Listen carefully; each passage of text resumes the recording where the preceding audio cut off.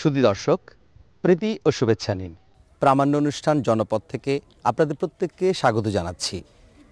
বাংলাদেশের একটি অঞ্চল, ব্রাহ্মণবাড়িয়া জেলার নবীনগর উপজেলার সাতমোরা গ্রাম। এই গ্রামেই জন্ম নিয়েছিলেন সাধক কবি মহর্ষি মনমোহন দত্ত।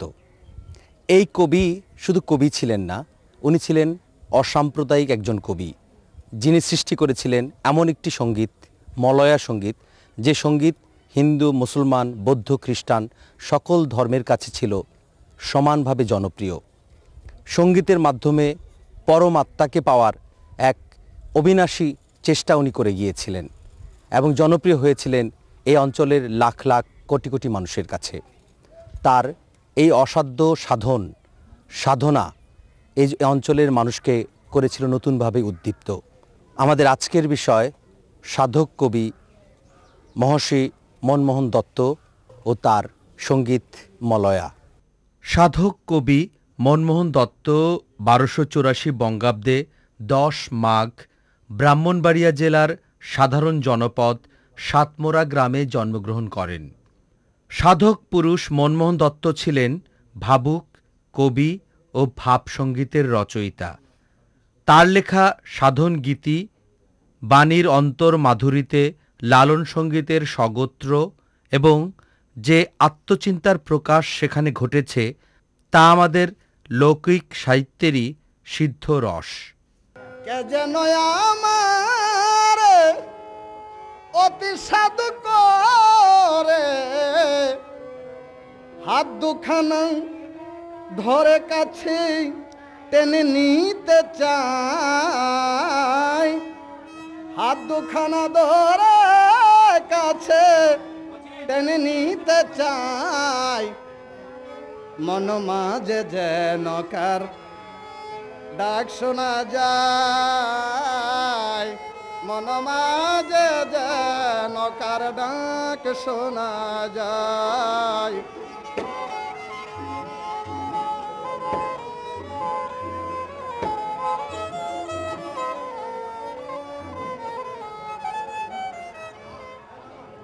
ইঙ্গিতে সংকেতে পলকে পলকে কোথাও যেতে নারী পিছু পিছু ডাকে, ইঙ্গিতে সংকেতে পলকে পলকে কোথাও যেতে নারী পিছু পিছু ডাকে, শুনি আসে তান চমকে উঠে প্রাণ, শুনি আসে তান চমকে উঠে প্রাণ, বলে কথা মান ফিরে আয়, বলে কথা মান ফিরে আয়। মনমোহন মরমী সাধক, কবি, দার্শনিক ও ছিলেন সমাজ সংস্কারক। সর্বধর্ম সমন্বয় ধারার পূর্বসূরি মনমোহন দত্ত জাতি, ধর্ম, বর্ণ নির্বিশেষে সকল মানুষকে এক সূত্রে গাঁথতে চেয়েছেন। তার জীবনাচরণ ও রচনায় মানবতাবাদ বা মানুষই বড় হয়ে দেখা দিয়েছে।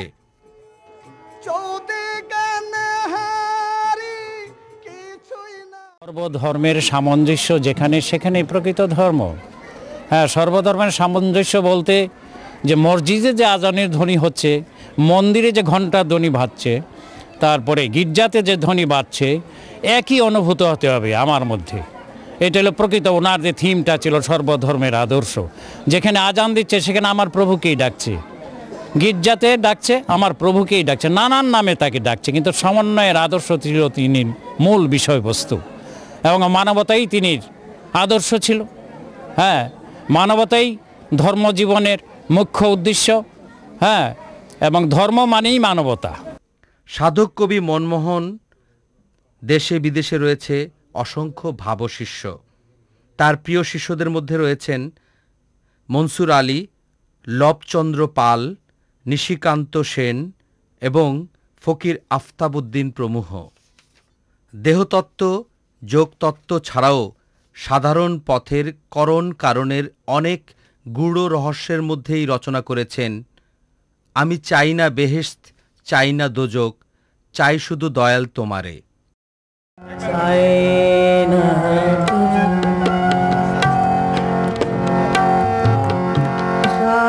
শুধু দয়াল আমি চাই শুধু আমি চাই না চাই না আমি কে তুমি কে আমি কে প্রেম করো দয়াল প্রেম করো সদা আমি চাই না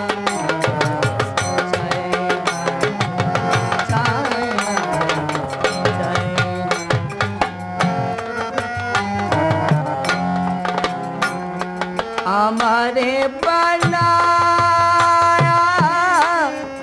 কোথা আছো তুমি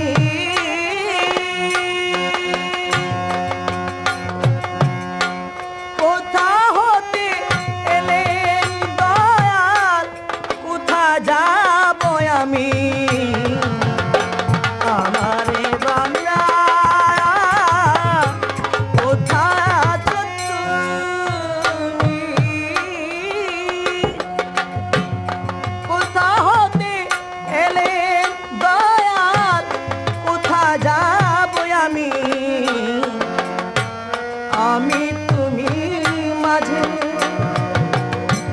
তফাৎ কি বা আছে দয়াল আমি তুমি মাঝে তফাৎ কি বা আছে আমায় রফা করে দাও একেবারে আমার রফা করে দাও একেবারে আমি চাই না চাই না এমনি সব সঙ্গীতের মধ্যেই পরমাত্মাকে খুঁজেছেন মহান এই সাধক কবি।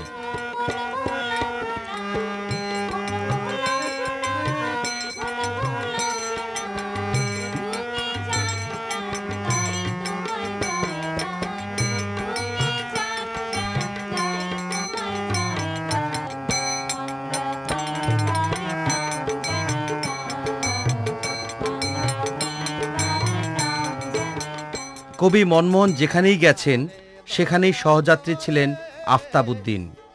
আফতাবউদ্দিন মনমোহন রচিত মলয়া সঙ্গীতের প্রতিটিতেই সুরারূপ করেছেন। বস্তুত আফতাবউদ্দিনই মলয়া সঙ্গীতকে গ্রামে গঞ্জে, হাটে মাঠে ঘাটে, নগরে বন্দরে জনপ্রিয় করে তোলেন। মলয়া ছাড়া অন্য কোনো সঙ্গীত তিনি গাইতেন না বলে জানা যায়। সকলে মিলিয়া করো দয়া ময়নাম গান, সকলে মিলিয়া করো দয়া ময়নাম গান। মনমোহন সাধুর নানা রকমের ভক্তরা বছরে একটি সময় একটি উৎসবের আমেজ তৈরি করেন। এখানে সম্মিলন হয়, নানা ধর্মের লোকেরা এখানে আসেন। আমরা কথা বলছি স্থানীয় যারা এখানে আজকের এই উৎসবে অংশগ্রহণ করেছেন এমন কয়েকজনের সঙ্গে। আচ্ছা, আপনি এখানে এসেছেন কেন? এখানে অসাম্প্রদায়িকতার চর্চা করা হয়, এখান থেকে আল্লাহ ঈশ্বর ভগবানের প্রশংসা করা হয়।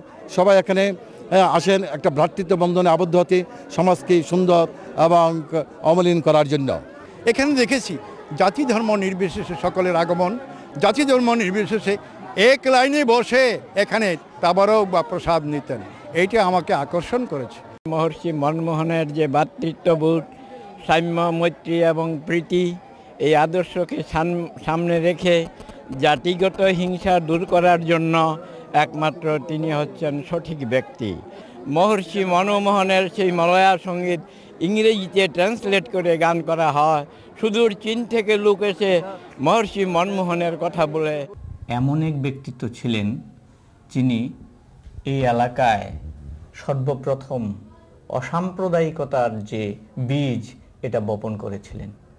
ওনার আমলে আমরা দেখেছি যে দুর্দণ্ড প্রতাপশালী যে সমস্ত জমিদাররা ছিল তারা বিভিন্নভাবে মহর্ষি মনমোহনের যে কার্যকলাপ এটাকে তারা নস্যাৎ করার চেষ্টা করতেন এবং বলতেন এ বিভিন্ন জাতের লোকের সঙ্গে মেলামেশা করে এ ছোট লোক, এ গাঁজা খায়, গুলি খায়, নানান রকমের চিন্তা চেতনা তার বিরুদ্ধে অপপ্রচার হিসাবে তারা প্রচার করতে শুরু করে দিয়েছিলেন।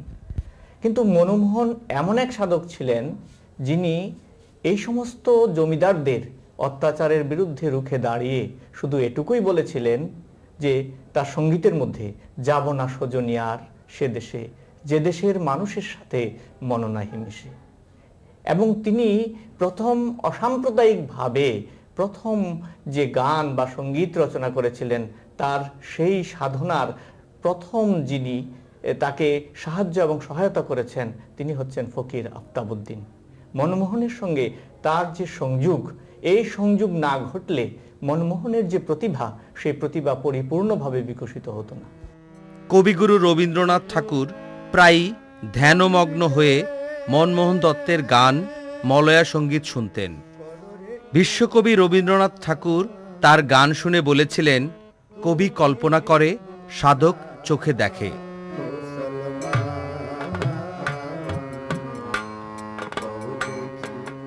সাম্প্রদায়িক বিদ্বেষ আমাদের অনন্ত উন্নতির অন্তরায়। এই উপলব্ধিতেই তিনি লিখেছেন, ছাড়রে ধর্মবিবাদ, সাদরে কল্যাণ, সকলে মিলিয়া কর দয়াময় নাম গান। আল্লাহ কৃষ্ণ যত নাম, দয়াই তার আরাধ্য ধাম। আমার মন পাখি মিশিতে চায় দিয়ে এই সব পাখির দলে, যে সব পাখি পাখি দিয়া উড়ে বেড়ায় বন জঙ্গলে, উড়ে বেড়ায় বন জঙ্গলে। আমার মন পাখি মিশিতে চায় গিয়া এই সব পাখির দলে। আমার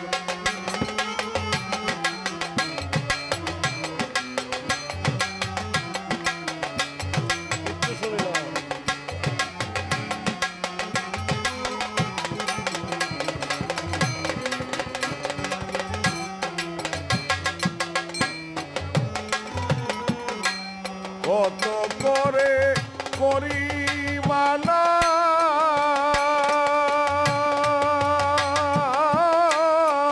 পাখিরে বাসাছে রোনা। কত করে করি মানা, পাখিরে বাসাছে রোনা। সে আমার কথা শোনে না,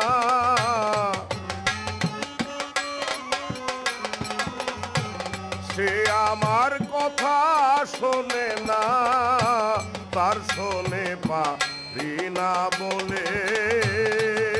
আমার মন পাখি মিশিতে চায় গিয়া এই সব পাখির দলে।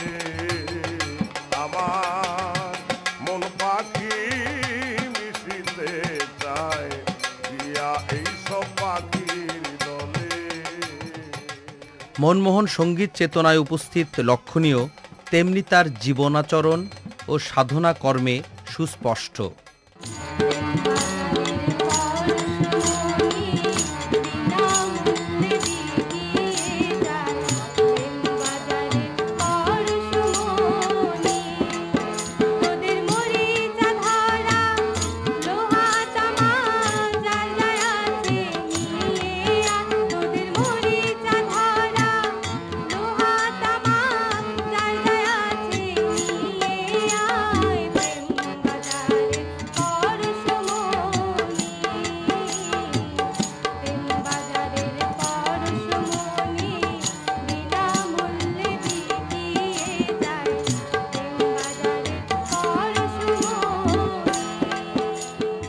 মনমোহন ছিলেন একজন মরমী সাধক।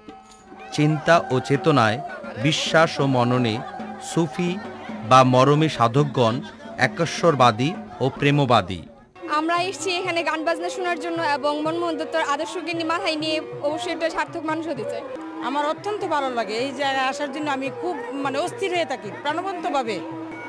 সুধী দর্শক, কবি মহর্ষি মনমোহন দত্তের এখানে এসেছি আমরা। এই মেলাতে ফ্রি চিকিৎসা, দাতব্য চিকিৎসালয়ের ব্যবস্থাও করা আছে।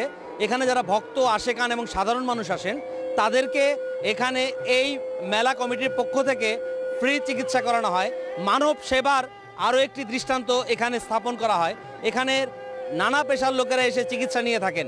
আমরা কথা বলছি স্থানীয় একজন চিকিৎসকের সঙ্গে, যিনি ফ্রি চিকিৎসা করান এখানের স্থানীয় লোকজনকে। আচ্ছা, আপনারা এখানে এই যে আমরা দেখতেছি আশ্রমের মধ্যে যে চিকিৎসা করানো হয়, এটা কিভাবে করেন আপনারা, কিভাবে পরিচালনা করেন? প্রত্যেক বছর মহর্ষির জন্মবার্ষিকীতে এই মেলার সময়ে দূর দূরান্ত থেকে যারা আসে, যারা হঠাৎ করে অসুস্থ হয়ে যায়, প্রাথমিকভাবে তাদেরকে আমরা চিকিৎসা দিয়ে থাকি। এবং এছাড়াও যদি আমাদের কিছু ওষুধপত্র থেকে যায়, এগুলো পরবর্তীতে আমরা গ্রামের গরিব লোকদেরকে বিতরণ করে থাকি। আর এর বিনিময়ে কোনো দর্শনীয় কিংবা কোনো পয়সা নেই? না, আমরা কোনো পয়সা নেই না। এটার তত্ত্বাবধানে আছে আমাদের এক সুহৃদ ব্যক্তি, নাম রণ। মনমোহন ছিলেন একেশ্বরবাদী, প্রেমে আত্মমগ্ন। প্রেমের মাধ্যমেই সুফি সাধক পরম আনন্দময় সত্তার সান্নিধ্যে কামনা করেন। আমি তার গান শুনেছি, তার লেখা পড়েছি, লীলা রহস্য পড়েছি, তার আরও দু একটি বই পড়েছি। আমি প্রধানত তার গান শুনেছি আমি, এবং এই গান আমার ভালো লেগেছে। অনেকগুলো কারণ আছে, ওইসব সবগুলো কারণ যে আমার কাছে স্পষ্ট তা না। কিছু কিছু যে কারণ আবিষ্কার করতে পারিনি সেটাও একটা কম রহস্য না। তো মনমোহন সাধু এই দত্তের আবির্ভাব হয়েছে ব্রিটিশ আমলে। ব্রিটিশ আমল, এটা আমরা জানি যে এই উপমহাদেশে সাম্প্রদায়িকতা যাকে বলে তার কিচ্ছু ছিল না, ব্রিটিশরা বুনে দিয়েছিল। সেই ব্রিটিশের রবার সময়ে মনমোহন সাধুর আবির্ভাব, এবং তিনি যে গান লিখেছেন, কোথায় যেন মিল খুঁজে পাই রামকৃষ্ণ পরমহংসদেবের সঙ্গে। তিনিও সে ব্রিটিশ আমলের একেবারে গোড়ার দিকে, যখন একদিকে ইয়াং বেঙ্গলের আন্দোলন চলছে, ঠিক সেই সময় তিনি সর্বধর্ম সমন্বয়ের আহ্বান করলেন। মনমোহন সাধু, তার গুরু হচ্ছেন আনন্দস্বামী কালীকচ্ছের, আর এক গুরু হচ্ছেন মাইজ ভান্ডার শরীফের পীর সাহেব। তো তার গানে হিন্দু, মুসলমান, বৌদ্ধ, খ্রিস্টান সর্বধর্ম সমন্বয়ের একটা প্রয়াস ছিল। বৈশিষ্ট্যটা আমার কাছে লেগেছে কোথায়, যে কোনো কারণে হোক, একজন গীতিকার সবসময় গানই লেখেন, কিন্তু আমরা দেখেছি এখনকার একজন সুর করছেন, একজন গান লিখছেন, একজনে সঙ্গীত পরিচালনা করছেন, আরেকজন গাইছেন। আমরা আগে জানি যে যারা গান লিখতেন তারাই সুর করতেন, তারাই গাইতেন। এবং আমরা দেখব আফতাবউদ্দিন খান সাহেবের সঙ্গে যোগাযোগটা হয় মনমোহন সাধুর বয়স যখন 25 বছর, 1309। এবং 1309 তার বাবা মারা যান। মনমোহন দত্তের সঙ্গে আফতাবউদ্দিন খাঁর যোগাযোগটা হয় 1309।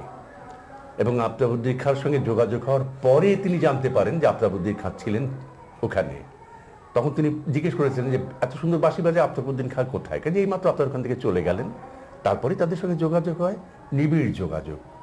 এবং এই যোগাযোগটা বাংলা গানকে অনেক দিক থেকে সমৃদ্ধ করেছে। খাঁ পরিবারের ওস্তাদ আলাউদ্দিন খাঁ, নায়েব আলী খাঁ, ওস্তাদ আয়াত আলী খাঁ সাহেব, এবং তার পরবর্তী প্রজন্ম এখনও তো বাংলাদেশ উপমহাদেশে রাগ সঙ্গীতে তারাই রাজত্ব করছেন। কিন্তু যেটা বলতে চাচ্ছিলাম, এই মিলনটা খুব চমৎকার একটা মিলন। মনমোহন সাধুর কথা এবং আফতাবউদ্দিনের সুর, পাগল করা সুর। এবং এই সুরগুলো তখন নাচ ছিল ক্যাসেট, নাচ ছিল রেডিও, সেরকমভাবে সাধারণ মানুষ এই সাতমোড়া অঞ্চল থেকে শুরু করে আশেপাশের লোকেরা এই গানগুলো বুকে ধারণ করে এত বছর রেখেছেন, এবং তারা এই ধারাবাহিকতাটা বজায় রেখেছেন। আরও যারা ছিলেন তারা তো অনেকেই নেই সেই সময়কার, অনেক নেই। আমি তো আব্দুস সোবহান উস্তাদের গান শুনেছি, বলাই ঠাকুরের গান শুনেছি তার মুখে। তারা তো আর মানে বলার খবর জানি না, ভারতে আছেন। তো এই যে হিন্দু মুসলমানের মিলনের প্রয়াস, সম্প্রীতির প্রয়াস, লাঠালাঠি না, বরং ভালোবাসাবাসীর যে একটা প্রয়াস, এটা আমরা লক্ষ্য করি। সুধী দর্শক, বাংলাদেশ অসাম্প্রদায়িক একটি দেশ। এখানে হিন্দু, মুসলমান, বৌদ্ধ, খ্রিস্টান যার যার ধর্ম থেকে সহাবস্থান করে। এটাই হচ্ছে আমাদের চিরায়ত ঐতিহ্য।